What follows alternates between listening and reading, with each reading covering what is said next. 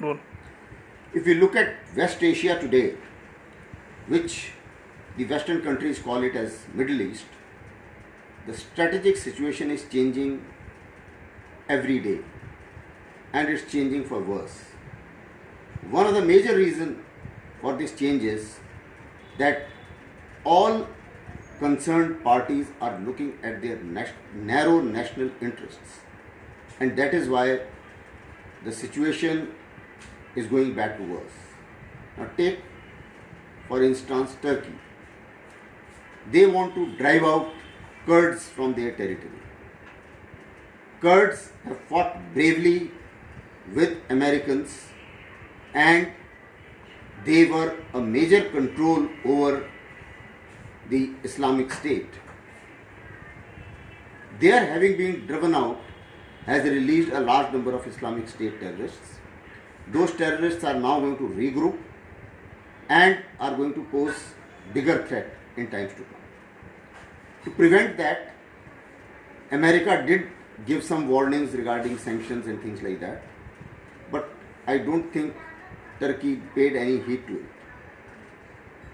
The discussion which the Vice President had with them did lead to a small stopgap arrangement of 5 days truce, but I think those 5 days truce was not good enough as far as the disgruntlement of Kurds is concerned, who happen to have fought with American forces, and American forces have left them in lurch for their survival. Then comes the Syrians. Turkey wants to invade Syria.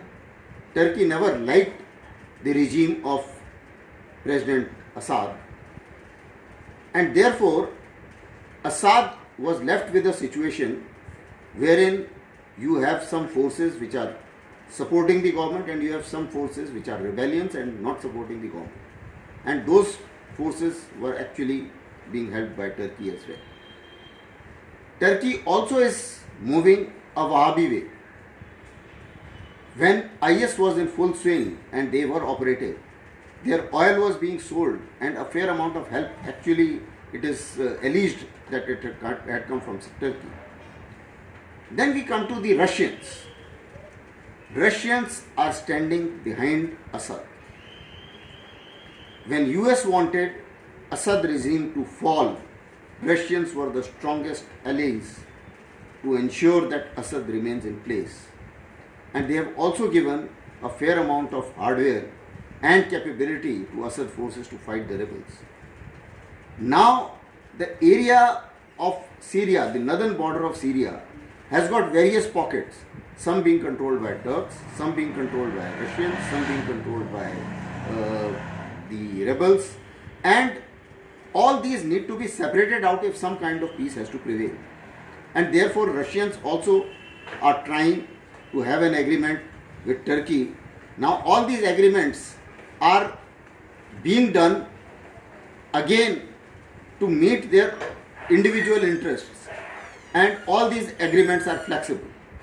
So in my opinion, the time is ripe when we have certain forces which are not involved in that region in terms of the United Nations forces being brought in under Chapter 7 to be able to separate out forces and bring some kind of peace and protection to the innocent civilians. I think that is a call of the day and is important for the stability of the West Asia.